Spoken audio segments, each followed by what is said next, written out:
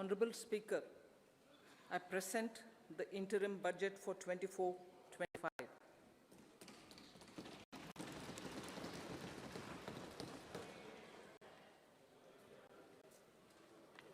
The Indian economy has witnessed profound positive transformation in the last 10 years.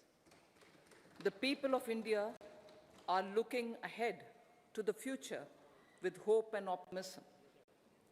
With the blessings of the people, when our government, under the visionary and dynamic leadership of Honorable Prime Minister Shri Narendra Modi, assumed office in 2014, the country was facing enormous challenges. With Sabka Saath, Sabka Vikas as its mantra, the government overcame those challenges in right earnest. Structural reforms were undertaken. Pro-people programs were formulated and implemented promptly. Conditions were created for more opportunities for employment and entrepreneurship. The economy got a new vigor. The fruits of development started reaching the people at scale. The country got a new sense of purpose and hope. Naturally, the people blessed the government with a bigger mandate. In the second term, our government, under the leadership of Honorable Prime Minister, doubled down on its responsibilities to build a prosperous country with comprehensive development of all people and all regions. Our government strengthened its mantra to Sabka Saath, Sabka Vikas, and Sabka Vishwas. Our development philosophy covered all elements of inclusivity, namely social inclusivity through coverage of all strata of the society, and geographical inclusivity through development of all regions of the country.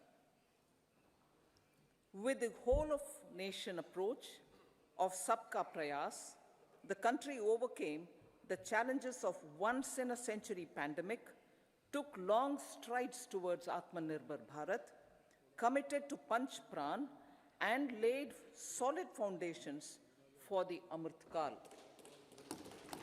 As a result, our young country has high aspirations, pride in its present, and hope and confidence for a bright future. We expect that our government, based on its stupendous work, will be blessed again by the people with a resounding mandate. Inclusive development and growth. Our humane and inclusive approach to development is a marked and deliberate departure from the earlier approach of provisioning up to village level. Development programs were thus provisioned. In the last 10 years, however, have targeted each and every household and individual through housing for all, Har Ghar Jal, electricity for all, cooking gas for all, bank accounts and financial services for all in record time. The worries about food have been eliminated through free ration for 80 crore people. Minimum support prices for the produce of Annadata are periodically increased appropriately.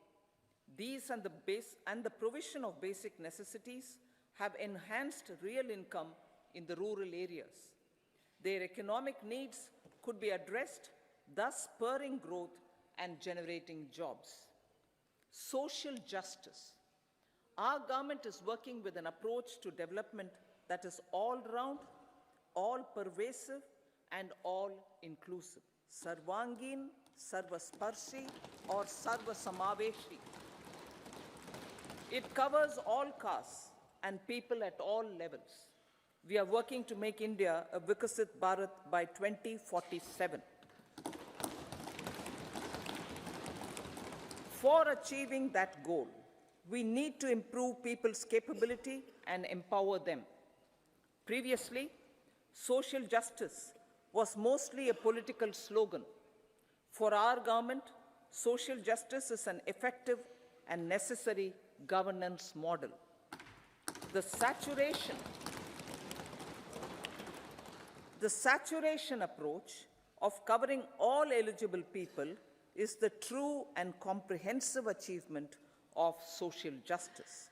This is secularism in action, reduces corruption, and prevents nepotism, prevents Bhai Bhatijawad. There is transparency and assurance that benefits are delivered to all eligible people. The resources are distributed fairly. All, regardless of their social standing, get access to opportunities. We are addressing systemic inequalities that had plagued our society. We focus on outcomes and not on outlays, so that the social economic transformation is achieved.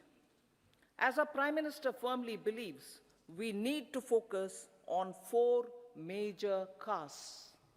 They are Garib, Mahilaye, Yuva, and Annadata. Their needs, their aspirations, and their welfare are our highest priority. The country progresses when they progress. All 4 require and receive government support in their quest to better their lives. Their empowerment and well-being will drive the country forward.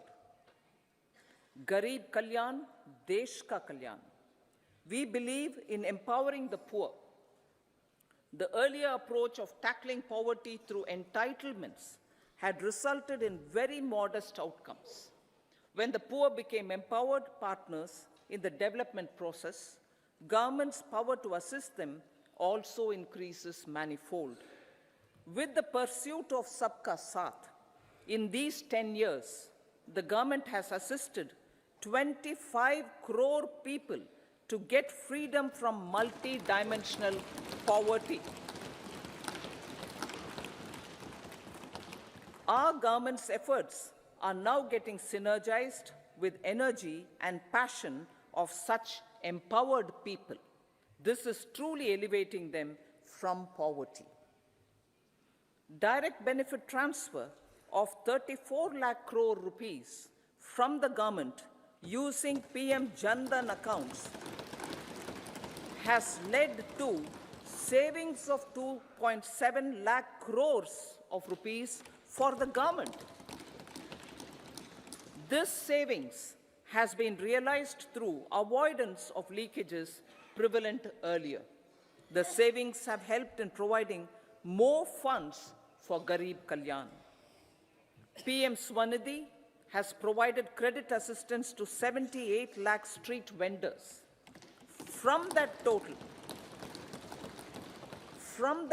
of 78 lakh street vendors, 2.3 lakh have received credit for the 3rd time. PM Janman Yojana reaches out to the particularly vulnerable tribal groups who have remained outside the realm of development so far. PM Vishwakarma Yojana provides end-to-end support to artisans and craftspeople engaged in 18 trades. The schemes for empowerment of Divyangs and transgender persons reflect firm resolve of our government to leave no one behind. Welfare of Annadata. Farmers are our Annadata. Every year under PM Kisan Samman Yojana, direct financial assistance is provided to 11.8 crore farmers, including marginal and small farmers. Crop insurance is given to 4 crore farmers under PM Fasal Bima Yojana. These, besides several other programs, are assisting Annadata in producing food for the country and for the world. Electronic National Agricultural Market has integrated 1,361 mandis and is providing services to 1.8 crore farmers with trading volume of 3 lakh crores of rupees.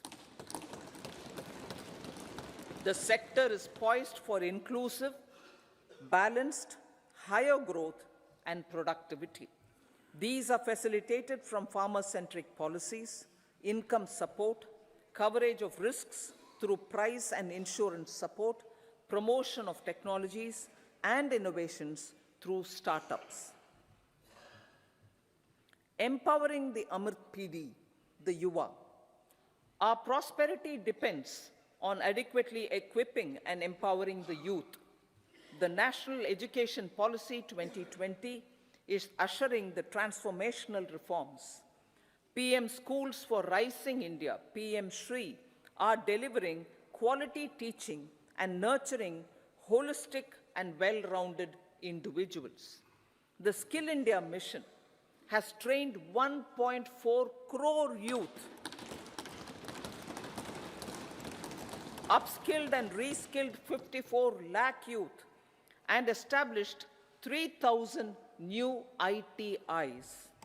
A large number of institutions of higher learning, namely 7 IITs, 16 triple ITs, 7 IIMs, 15 AIMS, and 390 universities have been set up.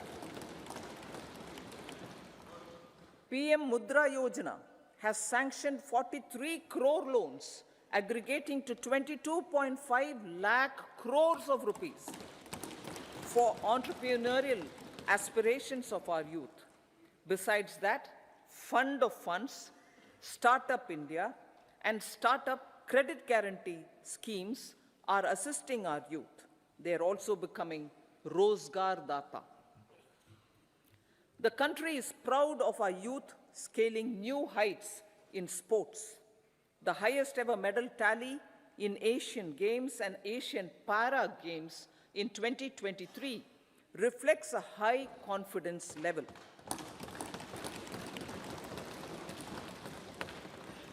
Chess prodigy and our #1 ranked player Pragyananda put up a stiff fight against the reigning world champion Magnus Carlsen in 2023. Today, India has over 80 chess grandmasters compared to little over 20 in 2010. Momentum for Nari Shakti. The empowerment of women through entrepreneurship, ease of living, and dignity for them has gained momentum in these 10 years. 30 crore Mudra Yojana loans have been given to women entrepreneurs. Female enrollment in higher education has gone up by 28% in 10 years. In STEM courses, girls and women constitute 43% of enrollment, one of the highest in the world. All these measures are getting reflected in the increasing participation of women in workforce. Making triple talaq illegal, reservation of 1/3 seats for women in the Lok Sabha and state assemblies, and giving over 70% houses under PM Awas Yojana in rural areas to women, and giving over 70% houses under PM Awas Yojana in rural areas to women as sole or joint owners have enhanced their dignity. Exemplary track record of governance, development, and performance. Besides delivering on high growth in terms of gross domestic product, the government is equally focused on a more comprehensive GDP, that is, governance, development, and performance. Our government has provided transparent, accountable, people-centric, and prompt, trust-based administration with citizen first and minimum government, maximum governance approach. The impact of all-round development is discernible in all sectors. There is macroeconomic stability, including in the external sector. Investments are robust. The economy is doing well. People are living better and earning better, with even greater aspirations for future. Average real income of the people has increased by 50%. Inflation is moderate. People are getting empowered, equipped, and enabled to pursue their aspirations.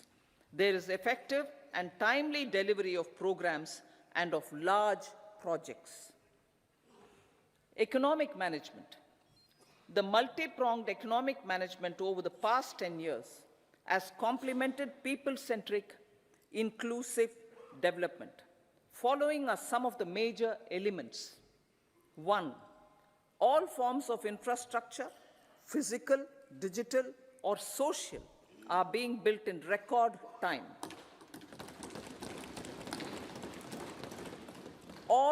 Number 2, all parts of the country are becoming active participants in economic growth.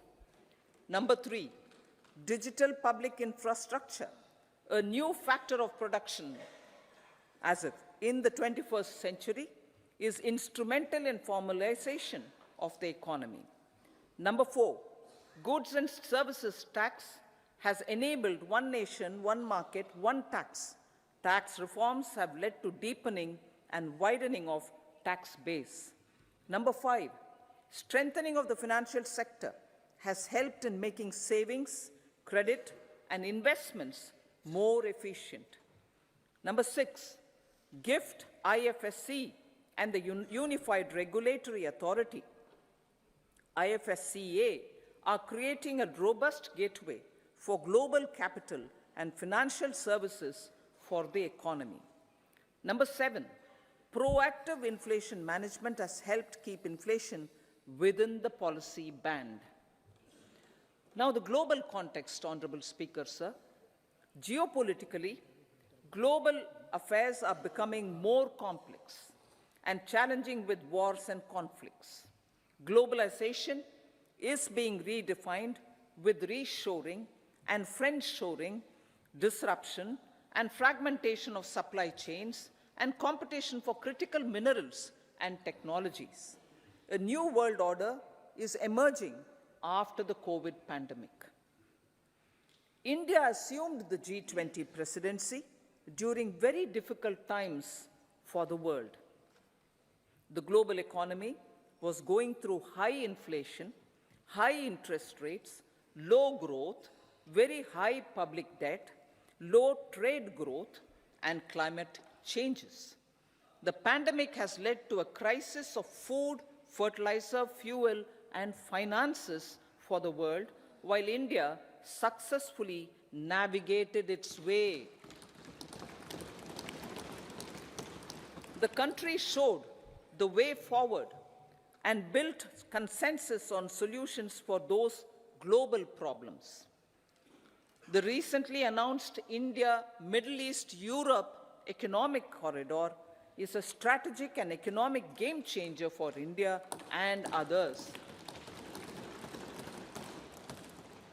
In the words of Honorable Prime Minister, the corridor, and I quote, will become the basis of world trade for hundreds of years to come, and history will remember that this corridor was initiated on Indian soil, unquote.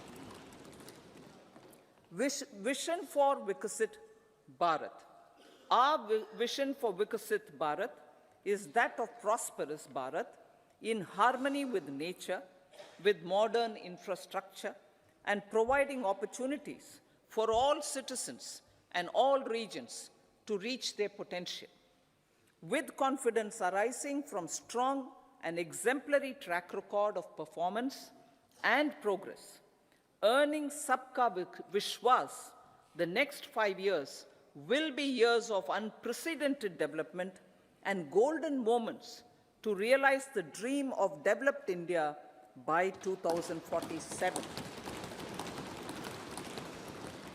The trinity of demography, democracy, and diversity, backed by Sabka Prayas, has the potential to fulfill aspirations of every Indian. As Honorable Prime Minister in his Independence Day address to the nation mentioned, I quote, "There is no dearth of opportunities, as many opportunities as we want. The country is capable of creating more opportunities. Sky is the limit," unquote. Strategy for Amrit Kal. Our government will adopt economic policies that foster and sustain growth, facilitate inclusive and sustainable development, improve productivity, create opportunities for all, help them enhance their capabilities, and contribute to generation of resources to power investments and fulfill aspirations. Guided by the principle, reform, perform, and transform, the government will take up next generation reforms and build consensus with the states and stakeholders for effective implementation. It is an important policy priority for our government to ensure timely and adequate finances, relevant technologies, and appropriate training for the micro, small, and medium enterprises, MSMEs, to grow and also compete globally. Orienting the regulatory environment to facilitate their growth will be an important element of this policy mix. Aligning with the Panchamrit goals, our government will facilitate sustaining high and more resource-efficient economic growth. This will work towards energy security in terms of availability, accessibility, and affordability. For meeting the investment needs, our government will prepare the financial sector in terms of size, capacity, skills, and regulatory framework. Aspirational Districts Program. Our government stands ready to assist the states in faster development of aspirational districts and blocks, including generation of ample economic opportunities. Development of the East. Our government will pay utmost attention to make the eastern region and its people a powerful driver of India's growth. PM Awas Yojana Gramin. Despite the challenges due to COVID, implementation of PM Awas Yojana Gramin continued, and we are close to achieving the target of 3 crore houses. 2 crore more houses will be taken up in the next 5 years to meet the requirement arising from increase in the number of families. Rooftop solarization and Muft Bijli. Through rooftop solarization, 1 crore households will be enabled to obtain up to 300 units free electricity every month. This scheme follows the resolve of Honorable Prime Minister on the historic day of consecration of Sri Ram Mandir in Ayodhya. Following benefits are expected. Savings up to 15 to 18,000 rupees annually for households from free solar electricity and selling the surplus to the distribution companies. Charging of electric vehicles. Entrepreneurship opportunities for a large number of vendors for supply and installation. Employment opportunities for the youth with technical skills in manufacturing, installation, and maintenance. Housing for middle class. Our government will launch a scheme to help deserving sections of the middle class, and I quote from Honorable Prime Minister's words, living in rented houses or slums or chawls and unauthorized colonies, unquote, to buy and build to buy or build their own houses.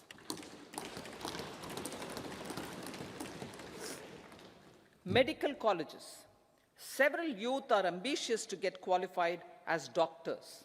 They aim to serve our people through improved healthcare services. Our government plans to set up more medical colleges by utilizing the existing hospital infrastructure under various departments. A committee for this purpose will be set up to examine the issues and make relevant recommendations. Cervical cancer vaccination. Our government will encourage vaccination for girls in the age group of 9 to 14 years for prevention of cervical cancer. Maternal and child health care. Various schemes for maternal and child care will be brought under one comprehensive program for synergy in implementation. Upgradation of Anganwadi centers under Saksham Anganwadi and Poshan 2.0 will be expedited for improved nutrition delivery, early childhood care, and development. The newly designed U-Win platform for managing immunization and intensified efforts of Mission Indradhanush will be rolled out expeditiously throughout the country. Ayushman Bharat. Healthcare cover under Ayushman Bharat scheme will be extended to all ASHA workers, to all Anganwadi workers and helpers. Agriculture and food processing. The efforts of value addition in agriculture sector and boosting farmers' incomes will be stepped up. Pradhan Mantri Kisan Sampada Yojana has benefited 38 lakh farmers and generated 10 lakh employment.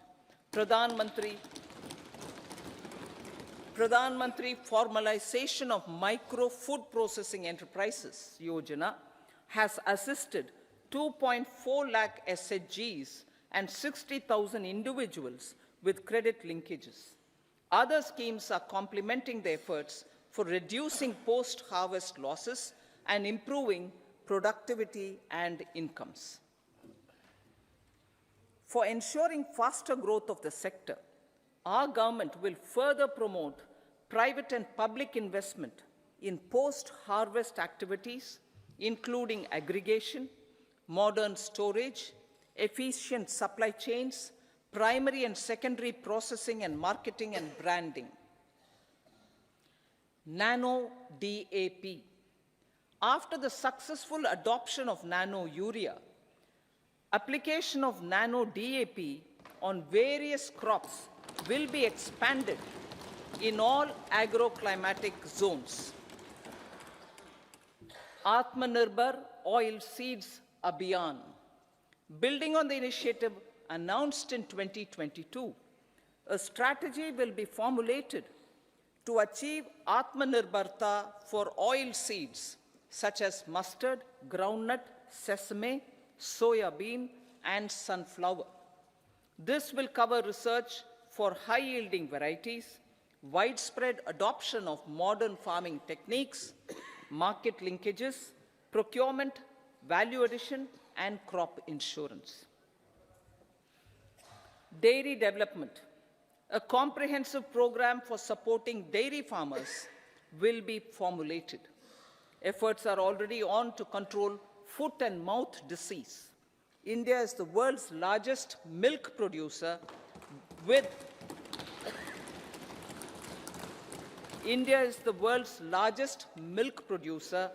but with low productivity of milch animals.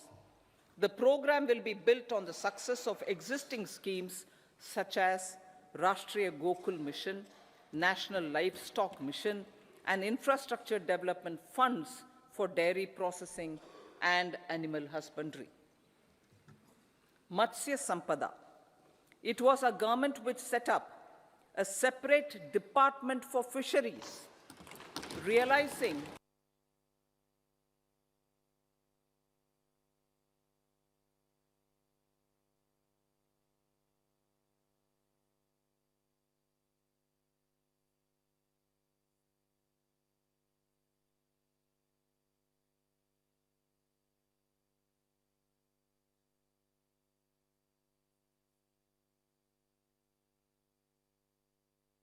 production.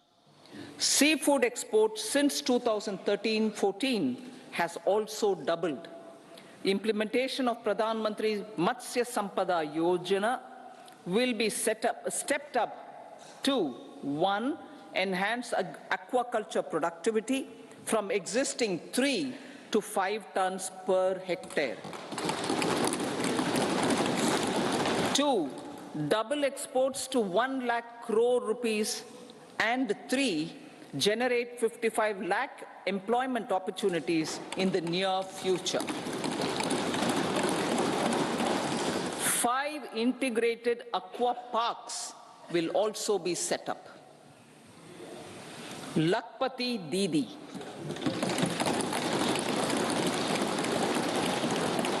$83 lakh SHGs. 83 lakh SHGs with 9 crore women are transforming rural socio-economic landscape with empowerment and self-reliance. Honorable Speaker said, their success has assisted nearly 1 crore women to become Lakpati Didi already. They are an inspiration to others. Their achievements will be recognized through honoring them. Buoyed by the success, it has been decided to enhance the target for Lakpati Didi from 2 crores to 3 crores.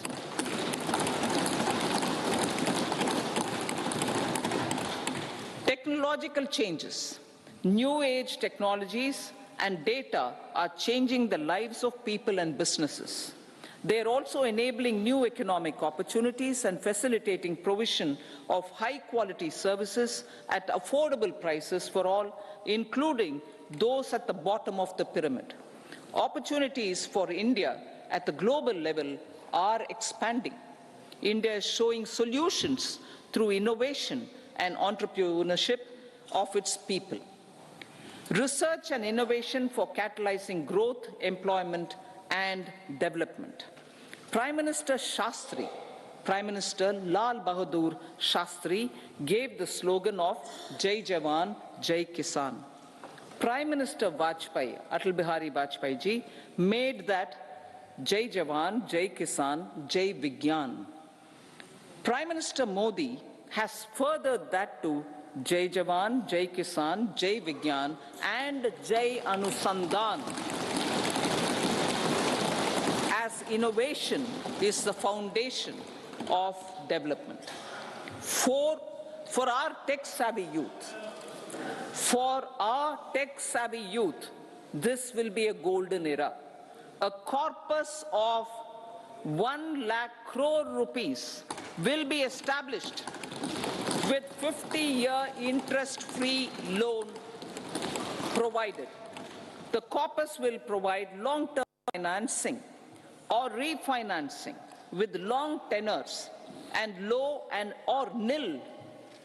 I repeat that sentence. The corpus will provide long-term financing or refinancing with long tenors and low or nil interest rates. This will encourage the private sector to scale up research and innovation significantly in sunrise domains. We need to have programs that combine the powers of our youth and technology. A new scheme will be launched for strengthening deep tech technologies for defense purposes and expediting Atmanirbharta. Infrastructure development.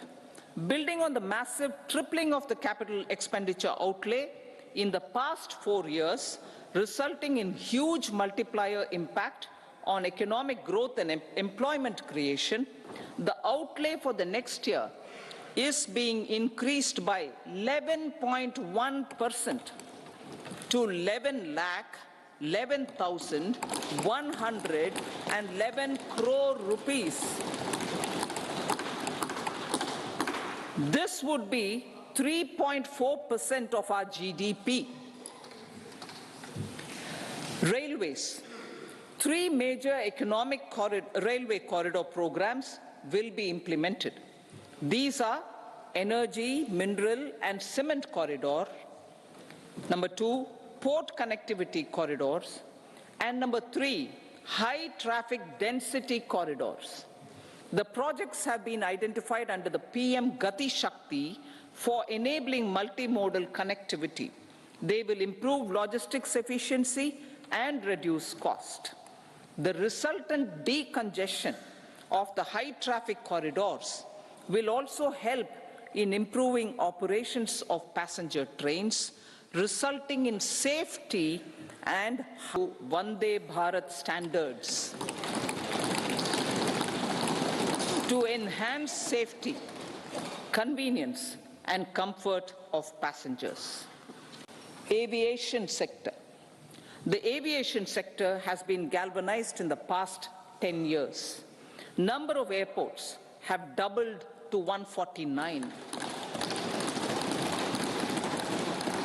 Rollout of air connectivity to Tier 2 and Tier 3 cities under UDAN scheme has been widespread.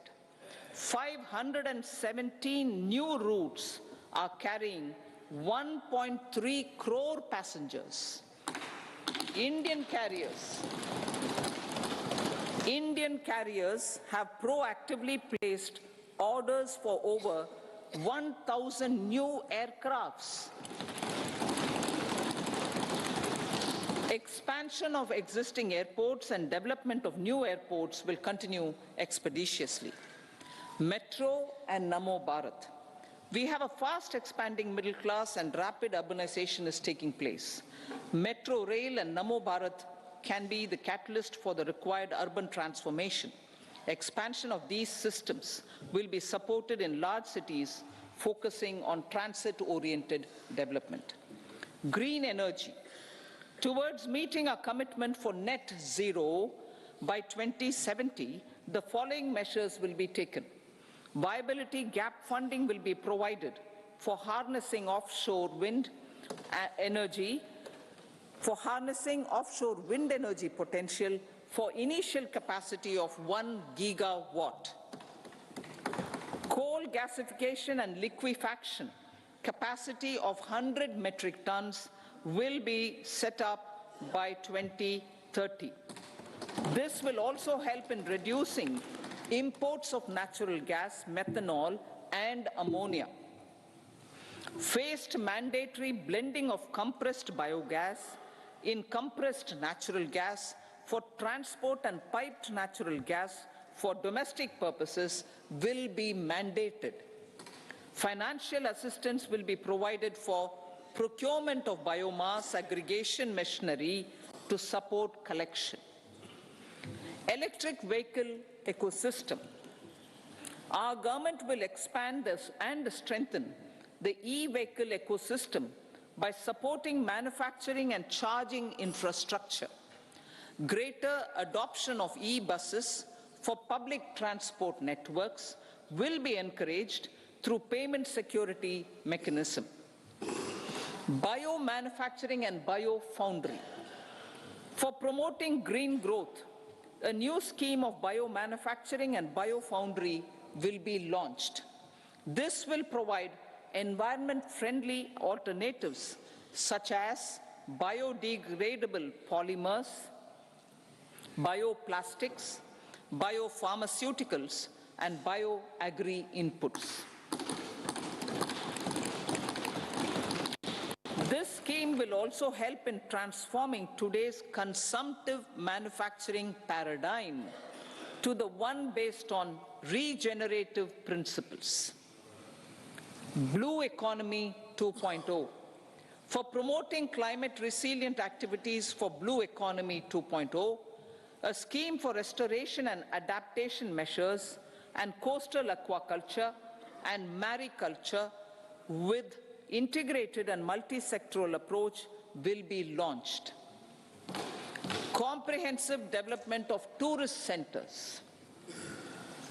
The success of organizing G20 meetings in 60 places presented diversity of India to global audience. Our economic states will be encouraged to take up comprehensive development of iconic tourist centers, branding and marketing them at global scale. A framework for rating of the centers based on quality of facilities and services will be established. Long-term interest-free loans will be provided to states for financing such development on matching basis. To address the emerging fervor for domestic tourism, Honorable Speaker, sir, projects for port connectivity, tourism infrastructure, and amenities will be taken up on our islands, including Lakshadweep. This will help in generating employment also. Promoting investments. The FDI inflow during 2014 to 23 was $596 billion US, marking a golden era. That is twice the inflow during 2005 to 14. For encouraging sustained foreign investment, we are negotiating bilateral investment treaties with our foreign partners in the spirit of First Develop India. FDI is First Develop India. Reforms in the states for Vikasit Bharat. Many growth and development enabling reforms are needed in the states for realizing the vision of Vikasit Bharat. A provision of 75,000 crore rupees as 50-year interest-free loan is proposed this year to support those milestone-linked reforms by the state governments. Societal changes. The government will form a high-powered committee for an extensive consideration of the challenges arising from fast population growth and demographic changes. The committee will be mandated to make recommendations for addressing these challenges comprehensively in relation to the goal of Vikasit Bharat. Amrit Kal as Kartavya Kal. Our government stands committed to strengthening and expanding the economy with high growth and to create conditions for people to realize their aspirations. Honorable Prime Minister, in his Independence Day address to the nation in the 75th year of our Republic, said, and I quote, "We commit ourselves to national development with new inspirations, new consciousness, new resolutions as the country opens up immense possibilities and opportunities. It is our Kartavya Kal." Unquote. Every challenge of the pre-2014 era was overcome through our economic management and our governance. These have placed the country on a resolute path of sustained high growth. This has been possible through right policies, true intentions, and appropriate decisions. In the full budget in July, Honorable Speaker, our government will present a detailed roadmap for our pursuit of Vikasit Bharat.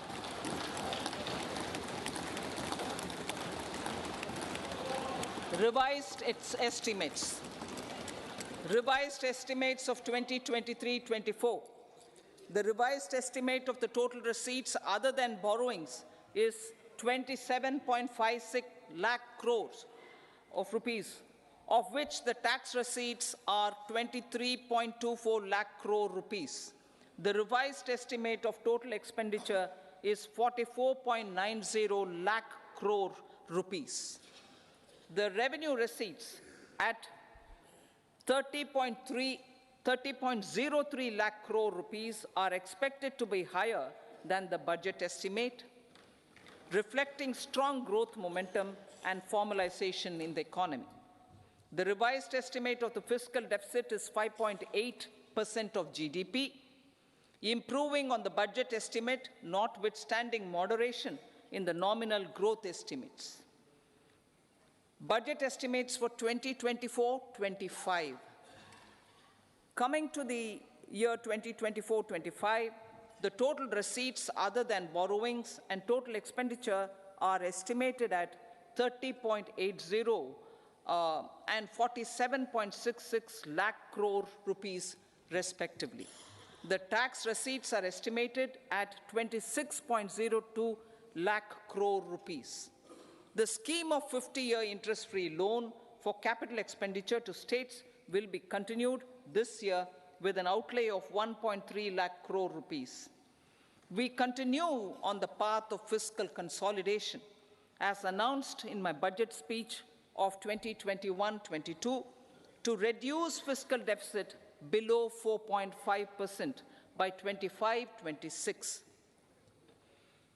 The fiscal deficit in 2024-25 is estimated to be 5.1% of GDP, adhering to that path. So the gross and net market borrowings through dated securities during 24-25 are estimated at 14.13 lakh crore rupees and 11.75 lakh crore respectively. Both will be less than that in 23-24. Now that the private investments are happening at scale, the lower borrowings by the central government will facilitate larger availability of credit for the private sector. Vote on account. I'll be seeking vote on account approval of the Parliament through the appropriation bill for a part of the financial year 2024-25. I will now move to Part B.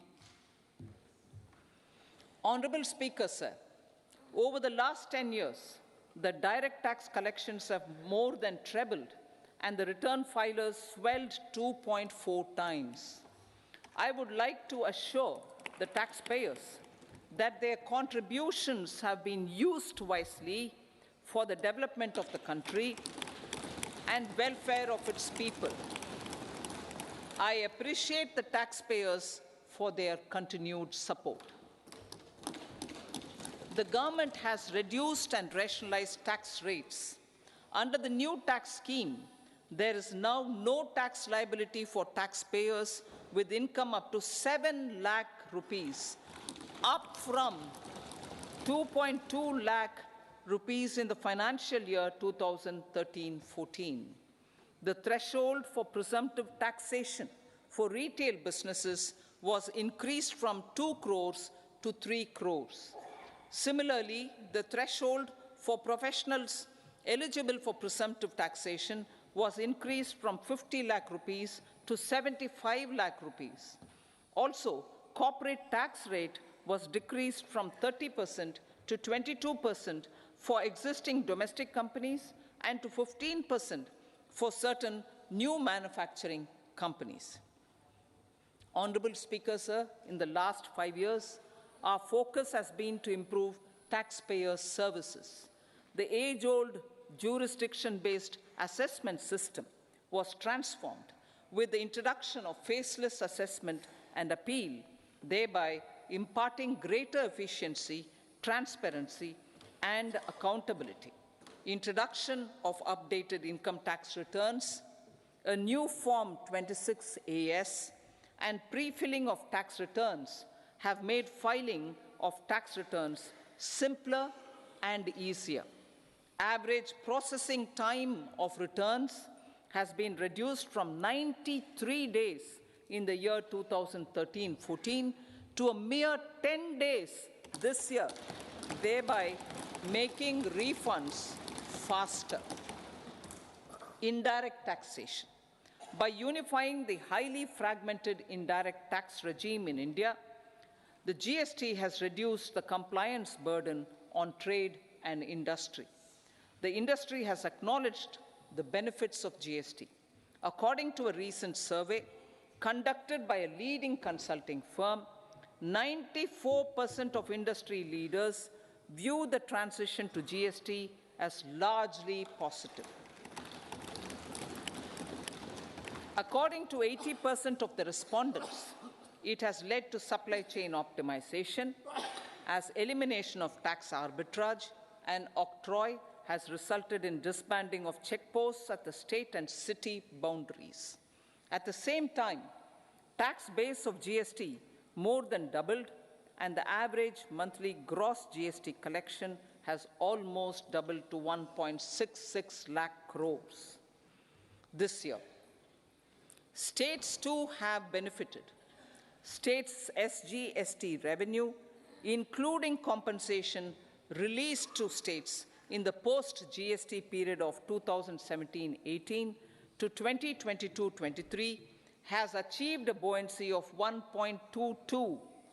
In contrast, the tax buoyancy of state revenues from subsumed taxes in the pre-GST four-year period of 2012-13 to 2015-16 was a mere 0.72. The biggest beneficiaries are consumers, as reduction in logistic cost and taxes have brought down prices of most goods and services. We have taken a number of steps in customs to facilitate international trade.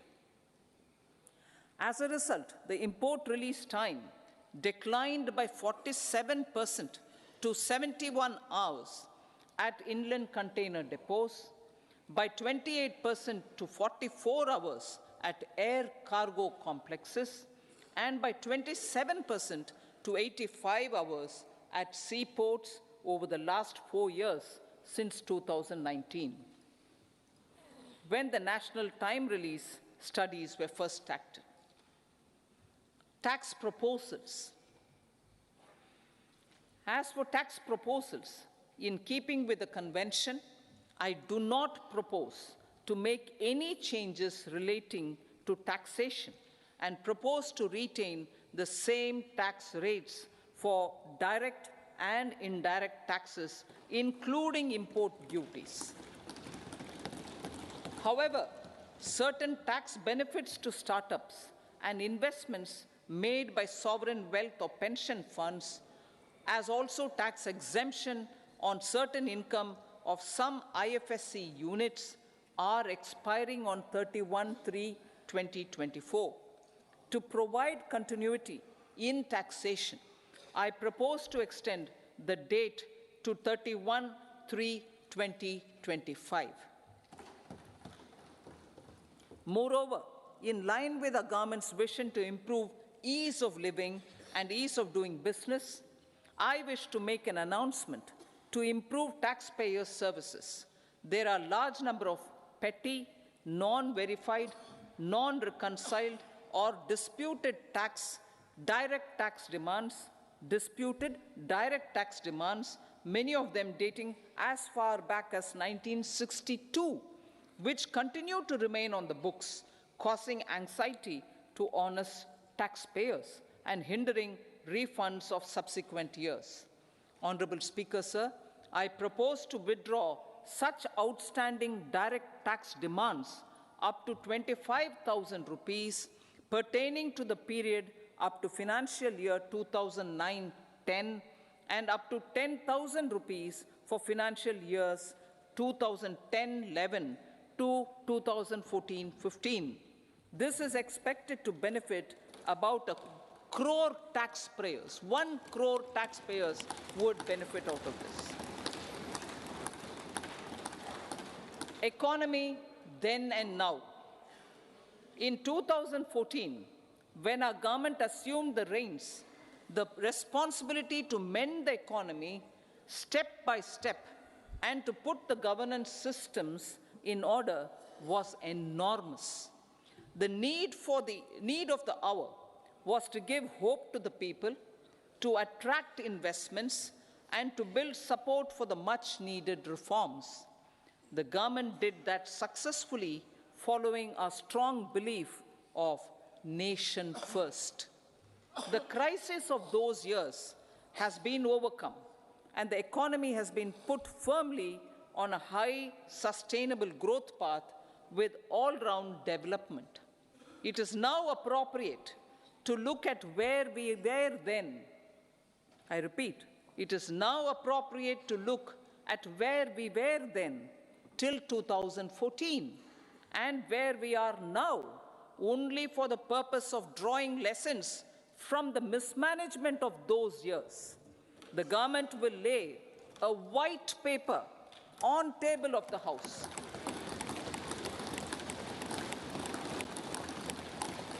The exemplary track record of governance, development and performance, effective delivery and Jan Kalyan has given the government trust, confidence and blessings of the people to realize whatever it takes. The goal of Vikasit Bharat, with good intentions, true dedication and hard work in the coming years and decades. With this, Honorable Speaker, I commend the interim budget to this august House. Jai Hind.